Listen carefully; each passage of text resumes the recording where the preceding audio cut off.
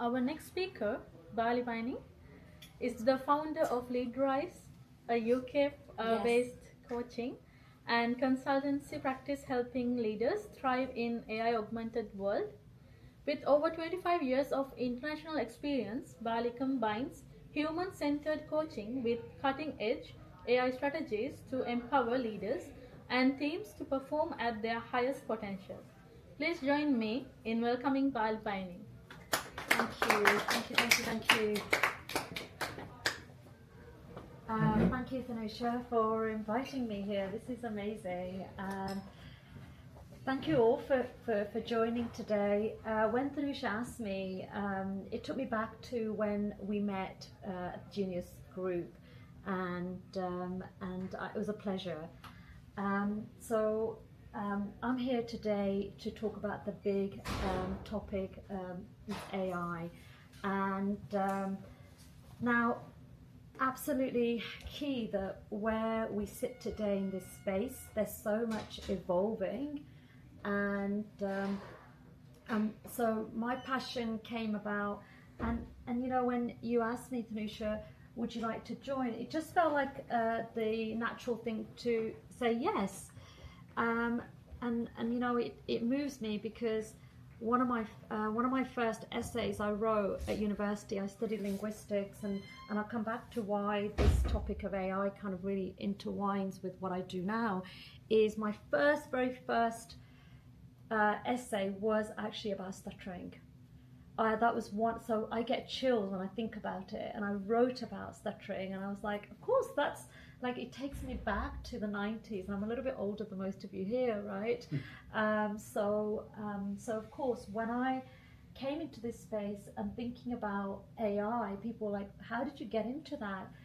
So 5 years ago, when I became trained as a performance coach, I started meeting my friend Jasper, or Jarvis, right? So you remember Jasper AI back sort of 4 or 5 years ago, and I became obsessed with it. And this is well before kind of GPTs and OpenAI, and it kind of, like, for me, the linguistic part, the whole semantics and the wording and the choosing of words and how we articulate what we say and where it comes from, is what I breathe and live all the time, right? So for me, it just became like an essence of what I do next with my performance coaching, and with things that are going to be a little bit like the uncomfortable, which you talk about. Either we flee, you know, this idea of like, do we kind of fight it, or do we flee, or do we freeze? And most people tend to get away from it, because when I say that to people, they're like, there's some fear around it. Well, what I want us to do today is take a little bit of a different twist to this. So my name is Bally Binning, performance coach, AI educator, and my company is LeadRise. So I'm assuming I just press, do I just? Press the arrow. Just side arrow. Here. Oh, this one, sorry, yeah. Okay, your voice. If you've ever felt like your voice wasn't enough, too quiet, too uncertain, too different, you're not alone. We've all had those moments when we freeze, when we don't know which words to choose, which words, where we go next. And we've all been in those positions. You know, it took me back to when I stood there, we did seminars, and, you know, we'd get to stand up and read, and I'd freeze. I didn't know how to read, stand up, and I never thought I would be here even talking as I am today, because I couldn't do it. I would just, like, you know, your palms would sweat. Well, mine anyway. I don't know about anyone else's, but my palms would sweat and be like, oh my gosh, how am I going to do this? Today, what I want us to do is explore how we can amplify our own authentic voices that make it resonate in this space where it feels a little bit uncomfortable, right? Where it feels a little bit like, how are we going to be getting our message across when our message can seem a little bit messy, right? So how do we get that? How does it land in a way? So, you know, let me see if I can see this arrow again. Yeah, I can see it. It's a good thing I've got my glasses. Strength-based approach, and so one of the approaches that I feel that really helps all of us is thinking about strength-based and communication. Why? Because we want to feel inclusive. We want to feel that we have a voice. spaces we go into, we have a say. And you know, when Jasmine was talking and she was saying, when we are not able to have our voices, or we're not able to speak, it's almost like someone's holding us and we're feeling a little bit, like you said, like this throttling feeling, like so. And those experiences shape how we turn up. My company is called Leaderize. I'm about kind of supporting individuals who feel perhaps those former experiences haven't supported them. Experiences mean that you show up in a meeting, you may not be having that word in front of someone. You may not be speaking up in meetings, right? Because previous experiences have held us back. So it's really key that we start thinking about those points. So inclusive communication is a way that empowers us. It doesn't diminish us.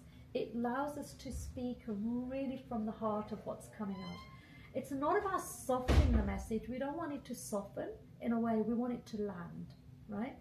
So something that's precise and that's uplifting, right? That's going to be key when we think about that. Think of a time, we've all had a time when our strengths shaped how we speak up, right? We've all had a moment, right? We can think of that, something that really strengthens us. And it's beautiful hearing your stories where, you know, when you think about that quiet voice, Tanisha, where you talked about that quiet boy who suddenly then is able to bring out his power and really speak up today, which is beautiful. I think I've got it, yeah. So why AI then? What does that mean in this space? How do we then effortlessly get our message across? So most of you, are you all using AI, some form of tool? Okay, so we're all using a various tool. We've got probably one that we're using.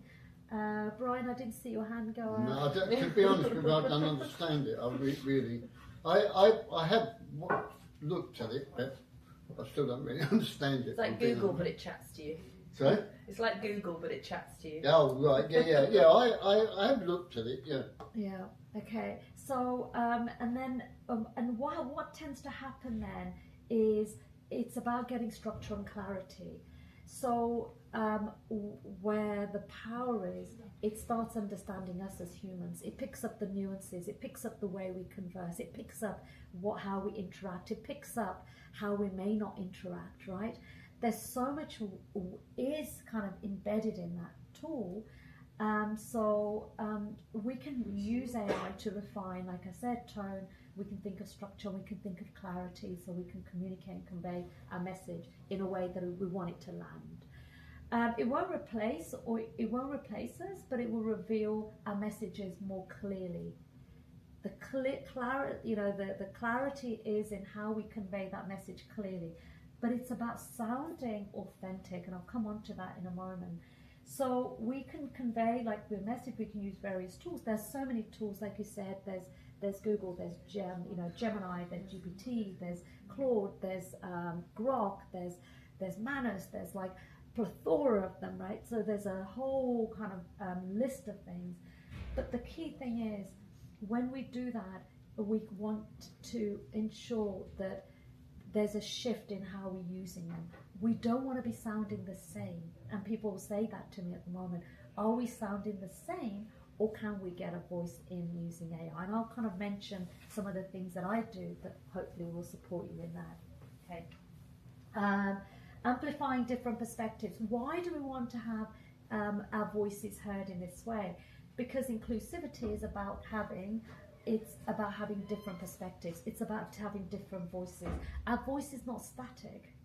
Our voice evolves. Our voices move. How we conveyed our message a few days ago will differ how we convey it today. And our AI tools can pick that up. It picks up the consciousness in ways we are actually working with these tools, right? And if you haven't noticed that, give it a try. Give it a prompt and ask it to kind of mirror the questions you've been asking. It will give you some deep truth about how you're showing up in this way and how your messages are landing, or perhaps not landing, and thinking about that. So use AI tools to think about stories. I'm sure most of you have used them thinking about multilingual by summaries, perhaps. We look those in terms of tools for sharing messages. But the key thing is, there's a number of things we can do, but it's knowing, like Brian said, what does it do, right? What do they do? What is it exactly, this thing that kind of speaks to me, right? What is it going to tell me? Is it going to tell me what I want to hear, or is it going to tell me something different? How about getting different voices around and having those messages? Whose voice is missing in our current messaging? How can we make that kind of heard? What can we do to kind of make those voices heard, right? And so when I came back and when Tanusha invited me, we were part of or still part of the Genius group, and having sort of become a performance coach with Tony Robbins' son, Jarek Robbins, and also working with Roger Hamilton, becoming a consultant, becoming a flow consultant. I wanted to know where that flow was. Where is that flow, and how do we then bring in these tools that can support us, that can really kind of ensure that we still have that human-centric approach to AI, because that in essence is going to be the key as we move forward. So tell you an example of one of my clients I worked with, Tarek, a mid-level leader. What he was doing,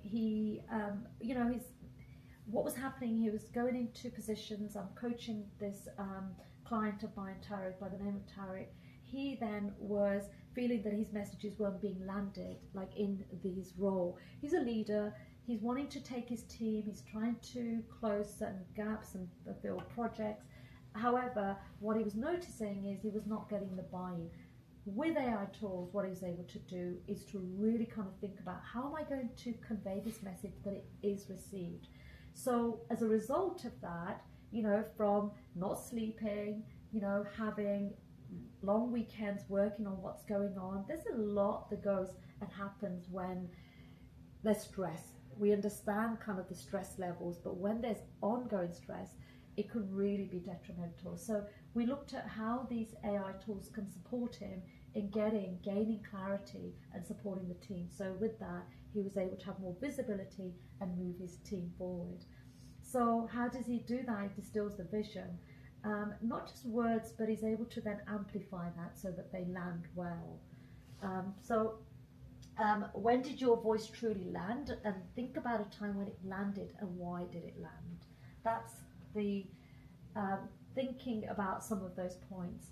Think of AI as a partner, right? It's a partner that supports us, not a threat. I do hear people talking about all the other things that aren't working. Yes, there are things we have to be mindful of. We're definitely thinking about sort of fake sort of identities, etc. We're seeing a lot of AI-generated content, most on Zora. If you're noticing, you may not notice that it's not real. It's not humans that are producing these. These are AI-driven. These are AI-generated video clips that you may actually not even notice that they are so good these days with the lip syncing as well. So it's a co-creator of voice and not a competitor. So if we can treat those tools, whatever tool that you may be using, and see how they can match your tone, they can match and get that inclusivity, and also simplify the emotions that we have. So it could unlock your message if you let it. Right, so that's the key thing, if we let it do that. Just kind of moving on, there's a framework that I kind of look at the pillars in terms of thinking about accessibility. If we think about accessibility on the right, it removes barriers to participation and communication. We want everybody in the room, we want to hear different voices, we want people to be included, we want to ensure that we do get these voices heard. It's absolutely paramount.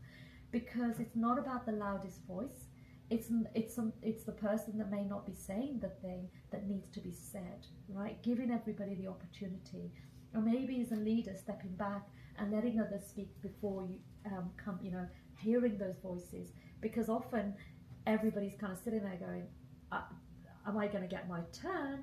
But if you allow for that, create a culture, which I work on with clients. Accountability, measure impact, and act on feedback, and have those loops of getting feedback. Representation, diverse voices are present and heard. Make sure that we kind of include those voices. I'm sure everybody here, you're all here. I know that you're here because you're wanting different perspectives. You're wanting to have different voices. Create psychological safety. It's about trust. When you have trust, right, people open up. And there's so much mistrust at the moment just because, I mean, I'll give you some data and statistics.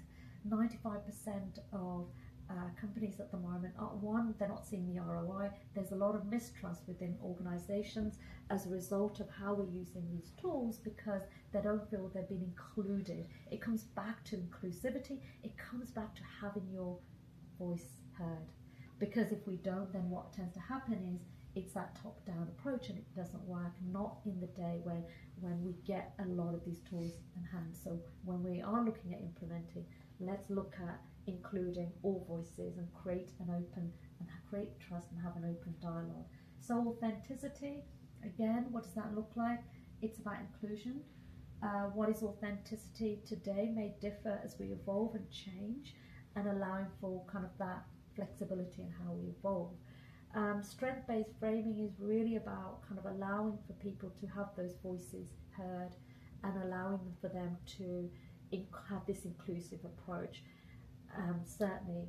I'm happy for people to kind of ask about kind of some of the questions at the end, but reclaiming your voice. What messages have we buried, or have we buried because it felt too bold, too raw, or too early? We heard Jasmine's story actually when it was too early, perhaps not ready, and also wanting to do that work of what you talked about with the coding of, you know, the belief set, which was beautiful. What part of your voice is ready to come out or of hiding? Styles that convey different messages that are needed for different tasks that we may want to be doing.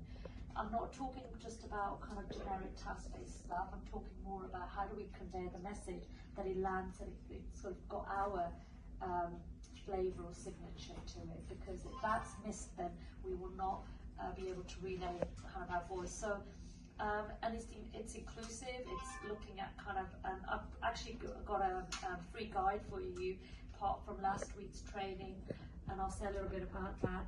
And hearing from others using these tools and not just asking about them, but actually using them and just listening in.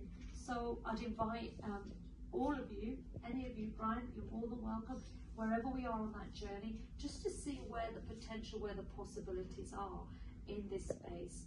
And like I said, there's a free guide, and on the next, there's a QR code which you can access the free guide, and this will give you last week's training, where I invited one of my co-peers from the AI mastermind we've been on for the last 3 years, from Finland, a gentleman called Casimir, and we talked through some of the how we prompt before we think about automation or anything of that nature.